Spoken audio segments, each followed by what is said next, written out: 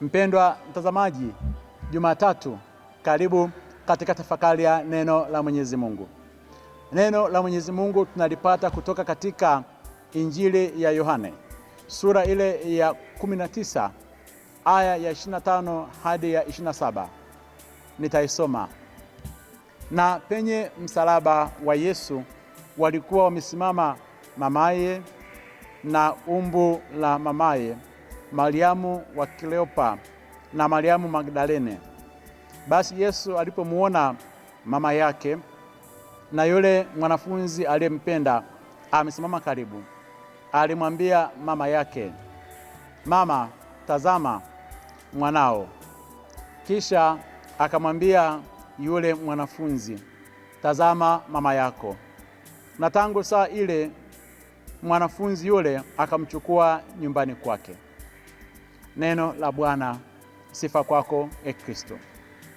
Mpendwa mtazamaji, sura ya 19 ya Injili ya Yohane inazungumza tukio moja kubwa sana lililomkuta Yesu. Kwanza, inazungumza Yesu kuhukumiwa na Pilato.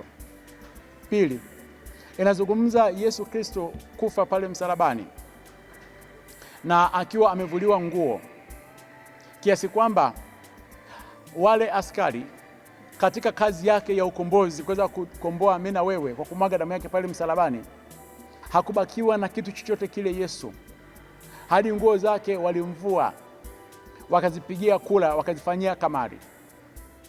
Wakati huo wale wote ambao alikuwa amewaponya, alikuwa amewalisha chakula, alikuwa amewafufua wafu, akawalipia kodi, akawaokoa katika matatizo mbalimbali, walimkimbia. Akajikuta chini ya msalaba amebakia Maria mama yake na ndugu zake ambao tumewasikia katika Injili, wachache, akina mama watatu na mtume mmoja tu ambaye alikuwa anaitwa Yohane. Na akiwa chini ya msalaba pale, amemkaribia mwanaye aliyetapaka damu. Unatolewa ule unabii sasa ambao ulikuwa umezungumzwa na yule aliyekuwa anaitwa Simeoni, wakati Maria alipokuwa amempeleka Yesu Kristo kule hekaluni akiwa na Yosefu. Mzee Simeoni alimtokea akamwambia, "Upanga utaingia moyoni mwako ili yafunuliwe mawazo ya mioyo mingi." Hasa lile neno aliyokuwa amezungumziwa katika ile Luka sura ya 2 aya 35 unakuja kutimia Maria akiwa karibu na msalaba. Penye msalaba Maria, mwanae akiwa uchi, uchungu mkubwa unaingia ndani ya nafsi yake. Wako wapi wale waliokuwa wanamsaidia? Wako wapi wale ambao ndani ya miaka mitatu alikuwa anawalisha? Na marafiki zake wote wamekimbia. Uchungu kama upanga ukamchoma Maria. Katika hali hiyo ya huzuni, Maria anasimama katika nafasi ya akina mama wale wote ambao wanapita katika machungu ya maisha baada ya kuweza kuona watoto wao wanakuwa katika hali ngumu ya kifo.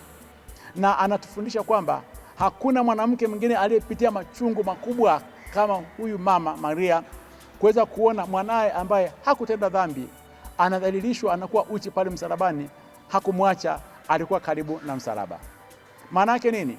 Haijalishi watoto wetu wanaweza kupita katika kipindi kigumu, haijalishi unaweza kupita katika kipindi kigumu cha namna gani cha maisha, tusije tukaacha hata siku moja kuweza kuwa karibu pamoja na wale wote walio na uchungu. Na katika hali hiyo basi, mama Bikira Maria anasimama kuweza kuwa mama si tu wa Yesu Kristo katika kifo cha pale msalabani, pia anasimama katika nafasi ya kuweza kuwa ni mama yetu. Na ndio maana basi Yesu Kristo akiwa pale msalabani katika mateso haya makubwa, damu imetapakaa, akiwa uchi mbele ya rafiki zake, mbele ya mama yake, hakuwaambia, "Nileteeni angalau kipande cha nguo nifiche uchi wangu." Aliendelea kuwafikiria wengine. Na hilo ndio fundisho kubwa sana. Nyakati tulikuwa katika mateso, tusijifikirie si wenyewe, tufikirie pia wengine katika ukombozi wao. Anamwambia mama yake, "Mama, usiwe na uchungu na mimi. Ninatimiza kazi ambayo baba yangu alikuwa amenituma." Anasema kuanzia leo mtazame huyu mtume aliye karibu na msalaba ambaye ni Yohane.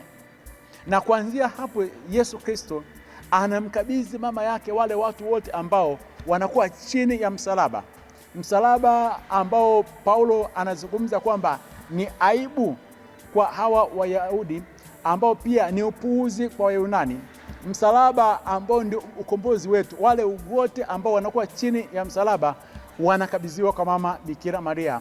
Mama Bikira Maria anakuwa ni mama yao, na hii ni oda, na hii ni taarifa, na hii ni habari njema kutoka kwa Yesu Kristo. Anasema, mama, usinitazame mimi, watazame hawa ambao wako chini ya huo msalaba, akina Yohana waliompenda Yesu.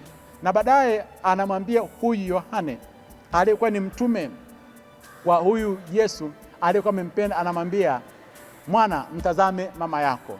Maana yake nini? Wale wote wenye mwili duniani wanapewa nafasi ya kuweza kumtazama mama Bikira Maria, mama ambaye yeye alimsindikiza Yesu Kristo tokea alipotungwa mimba, tokea alipozaliwa pale Betlehemu katika pango la wanyama, akamsindikiza hadi Herode alipokuwa anataka kuja kumuua, akamkimbiza kule Misri, akawa naye kule Nazareti, akamsindikiza pia katika safari yake ile ya utume, na baadaye pia amejikuta yuko chini ya msalaba mbele ya mwanae alitapakaa damu. Anasema, mama Maria, watazame hawa. Kwa hiyo kuanzia hapo mama Bikira Maria amekuwa ni mama yetu, wale wote ambao wanakuwa chini ya msalaba, kwamba tuweze kumtazama mama, kwamba hata siku moja haijawahi sikilika kamwe kwamba alimwacha mtu yeyote ile aliyekimbilia ulinzi kwake. Na kuanzia hapo mama Bikira Maria amekuwa mama wa kanisa, amekuwa ni mama yetu sisi tuweze kumtazama yeye. Na maneno haya Yesu anayathibitisha akiwa pale msalabani. Kitendo cha Yohane kumpokea mama Maria akaenda naye nyumbani, kama maneno ya Yesu alivyokuwa amezungumza, alipata bahati moja kubwa sana. Ni mtume pekee ambaye yeye alikufa kifo cha kawaida, hakuuawa, hakuchinjwa. Kwa nini? Kwa sababu mama Bikira Maria alimlinda. Yohana peke yake alikuja kufa kifo cha kawaida tu, na hata walipomchukua katika nyakati zake za uzee Yohane, wakampeleka katika kisiwa cha Patmo afe huko, alipata mafunuo, akaandika kitabu cha Ufunuo. Na hata walipomchukua wakamleta, wakamwingiza katika pipa la mafuta wamchemshe afe, alikingiwa, akuchomwa hata mara moja, kwa sababu Bikira Maria aliyekuwa amemchukua yeye ni mkingiwa.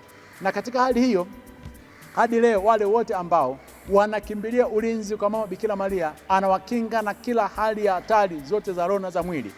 Mama Bikira Maria anawakinga na kila aina mashambulizi, na wote huwa wanakufa kifo chema, kama wanavyoimba kwamba mikononi mwa mama naomba nife.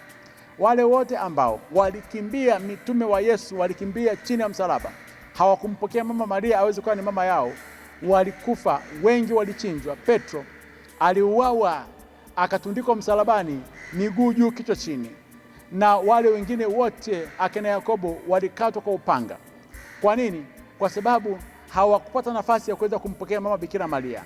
Na kwa mtindo huo sasa Baba Mtakatifu ametangaza kwamba mama Maria yeye ni mama wa kanisa, kwa sababu alikuwa chini ya msalaba wa Bwana wetu Yesu Kristo, alikuwa karibu na msalaba, na Yesu Kristo akawakabidhi wale wote ambao ni wafuasi wake. Tumwombe mama Maria katika nyakati ngumu zote aweze kuwa ni mama yetu. Tumwombe mama Maria aweze kuwa nasi katika kipindi kigumu tunachopitia, cha kanisa, cha taifa, cha familia, cha mtu binafsi.